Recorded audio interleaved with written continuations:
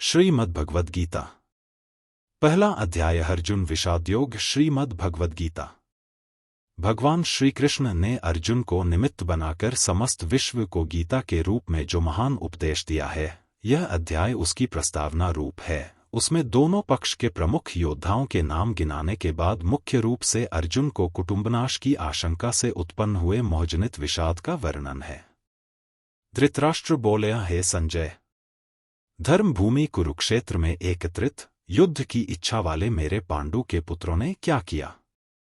संजय बोले, उस समय राजा दुर्योधन ने व्यूहरचनायुक्त पांडवों की सेना को देखकर और द्रोणाचार्य के पास जाकर यह वचन कहा, हे आचार्य, आपके बुद्धिमान शिष्य द्रुपद पुत्र धृष्टद्युम्न के द्वारा व्यूहाकार खड़ी की हुई पांडुपुत्रों की इस बड़ी भारी सेना को देखिए। इस सेना में बड़े बड़े धनुषों वाले तथा युद्ध में भीम और अर्जुन के समान शूरवीर सात्यकी और विराट तथा महारथी राजा द्रुपद, धृष्टकेतु और चेकितान तथा बलवान काशीराज, पुरुजित, कुंतीभोज और मनुष्यों में श्रेष्ठ शैब्य, पराक्रमी, युधामन्यु तथा बलवान उत्तमौजा, सुभद्रापुत्र अभिमन्यु और द्रौपदी के पांचों पुत्र, ये सभी महारथी हैं। हे ब्राह्मण श्रेष्ठ, अपने पक्ष में भी जो प्रधान हैं उनको आप समझ लीजिए। आपकी जानकारी के लिए मेरी सेना के जो सेनापति हैं उनको बतलाता हूं। आप द्रोणाचार्य और पितामह भीष्म तथा कर्ण और संग्राम विजय कृपाचार्य तथा वैसे ही अश्वत्थामा, विकर्ण और सोमदत्त का पुत्र भूरिश्रवा और भी मेरे लिए जीवन की आशा त्याग देने वाले बहुत से शूरवीर अनेक प्रकार के अस्त्रों शस्त्रों से सुसज्जित और सब के सब युद्ध में चतुर हैं। भीष्म पितामह द्वारा रक्षित हमारी वह सेना सब प्रकार से अजेय है और भीम द्वारा रक्षित इन लोगों की यह सेना जीतने में सुगम है।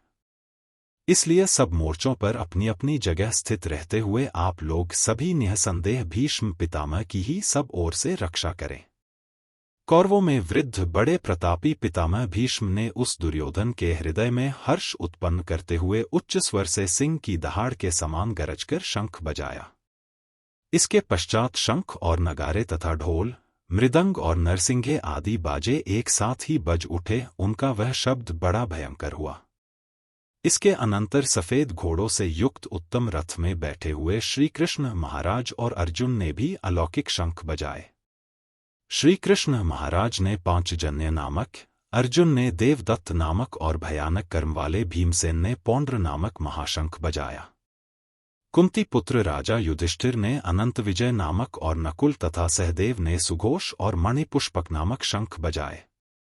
श्रेष्ठ धनुष वाले काशीराज और महारथी शिखंडी और धृष्टद्युम्न तथा राजा विराट और अजेय सात्यकी, राजा द्रुपद और द्रौपदी के पांचों पुत्र और बड़ी भुजा वाले सुभद्रा पुत्र अभिमन्यु, इन सभी ने, हे राजन, सब ओर से अलग अलग शंख बजाए और उस भयानक शब्द ने आकाश और पृथ्वी को भी गुंजाते हुए धृतराष्ट्रों के अर्थात आपके पक्ष वालों के हृदय विदीर्ण कर दिए। हे राजन, इसके बाद कपिध्वज अर्जुन ने मोर्चा बांधकर डटे हुए धृतराष्ट्र संबंधियों को देखकर उस शस्त्र चलाने की तैयारी के समय धनुष उठाकर ऋषिकेश श्री कृष्ण महाराज से यह वचन कहा, हे अच्युत, मेरे रथ को दोनों सेनाओं के बीच में खड़ा कीजिए और जब तक कि मैं युद्धक्षेत्र में डटे हुए युद्ध के अभिलाषी इन विपक्षी योद्धाओं को भली प्रकार देख न लूं कि इस युद्धरूप व्यापार में मुझे किन किन के साथ युद्ध करना योग्य है, तब तक उसे खड़ा रखिए। दुर्बुद्धि दुर्योधन का युद्ध में हित चाहने वाले जो ये राजा लोग इस सेना में आए हैं, इन युद्ध करने वालों को मैं देखूंगा। संजय बोले, हे धृतराष्ट्र, अर्जुन द्वारा इस प्रकार कहे हुए महाराज श्री कृष्णचंद्र ने दोनों सेनाओं के बीच में भीष्म और द्रोणाचार्य के सामने तथा संपूर्ण राजाओं के सामने उत्तम रथ को खड़ा करके इस प्रकार कहा कि हे पार्थ, युद्ध के लिए जुटे हुए इन कौरवों को देख।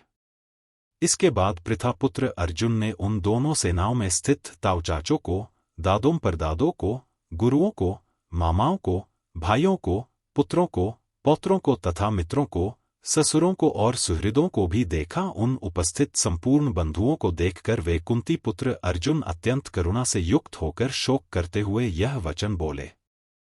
अर्जुन बोले, हे कृष्ण, युद्ध क्षेत्र में डटे हुए युद्ध के अभिलाषी इस स्वजन समुदाय को देखकर मेरे अंग शिथिल हुए जा रहे हैं और मुख सूखा जा रहा है तथा मेरे शरीर में कंप और रोमांच हो रहा है। हाथ से गांडीव धनुष गिर रहा है और त्वचा भी बहुत जल रही है तथा मेरा मन भ्रमित हो रहा है, इसलिए मैं खड़ा रहने को भी समर्थ नहीं हूं। हे केशव, मैं लक्षणों को भी विपरीत देख रहा हूं तथा युद्ध में स्वजन समुदाय को मारकर कल्याण भी नहीं देखता। हे कृष्ण, मैं न तो विजय चाहता हूं और न राज्य तथा सुखों को ही। हे गोविंद, हमें ऐसे राज्य से क्या प्रयोजन है अथवा ऐसे भोगों से और जीवन से भी क्या लाभ है। हमें जिनके लिए राज्य, भोग और सुखादि अभीष्ट हैं, वे ही ये सब धन और जीवन की आशा को त्याग कर युद्ध में खड़े हैं। गुरुजन, ताऊ चाचे, लड़के और उसी प्रकार दादे, मामे, ससुर, पौत्र, साले तथा और भी संबंधी लोग हैं। हे मधुसूदन, मुझे मारने पर भी अथवा तीनों लोकों के राज्य के लिए भी मैं इन सबको मारना नहीं चाहता, फिर पृथ्वी के लिए तो कहना ही क्या। हे जनार्दन, धृतराष्ट्र के पुत्रों को मारकर हमें क्या प्रसन्नता होगी। इन आत्ताइयों को मारकर तो हमें पाप ही लगेगा। अतएव हे माधव, अपने ही बांधव धृतराष्ट्र के पुत्रों को मारने के लिए हम योग्य नहीं हैं, क्योंकि अपने ही कुटुंब को मारकर हम कैसे सुखी होंगे। यद्यपि लोभ से भ्रष्टचित्त हुए ये लोग कुल के नाश से उत्पन्न दोष को और मित्रों से विरोध करने में पाप को नहीं देखते, तो भी हे जनार्दन, कुल के नाश से उत्पन्न दोष को जानने वाले हम लोगों को इस पाप से हटने के लिए क्यों नहीं विचार करना चाहिए। कुल के नाश से सनातन कुल धर्म नष्ट हो जाते हैं, धर्म के नाश हो जाने पर संपूर्ण कुल में पाप भी बहुत फैल जाता है। हे कृष्ण, पाप के अधिक बढ़ जाने से कुल की स्त्रियां अत्यंत दूषित हो जाती हैं, और हे वार्ष्णेय, स्त्रियों के दूषित हो जाने पर वर्णसंकर उत्पन्न होता है। वर्णसंकर कुलघातियों को और कुल को नरक में ले जाने के लिए ही होता है। लुप्त हुई पिंड और जल की क्रिया वाले अर्थात श्राद्ध और तर्पण से वंचित इनके पितर लोग भी अधोगति को प्राप्त होते हैं। इन वर्णसंकरकारक दोषों से कुलघातियों के सनातन कुल धर्म और जाति धर्म नष्ट हो जाते हैं। हे जनार्दन, जिनका कुल धर्म नष्ट हो गया है, ऐसे मनुष्यों का अनिश्चित काल तक नरक में वास होता है, ऐसा हम सुनते आए हैं। हाँ शुक, हम लोग बुद्धिमान होकर भी महान पाप करने को तैयार हो गए हैं, जो राज्य और सुख के लोभ से स्वजनों को मारने के लिए उद्यत हो गए हैं। यदि मुझ शस्त्ररहित और सामना न करने वाले को शस्त्र हाथ में लिए हुए धृतराष्ट्र के पुत्र रण में मार डाले तो वह मारना भी मेरे लिए अधिक कल्याणकारक होगा। संजय बोले। रणभूमि में शोक से उद्विग्न मन वाले अर्जुन इस प्रकार कहकर बाण सहित धनुष को त्याग कर रथ के पिछले भाग में बैठ गए।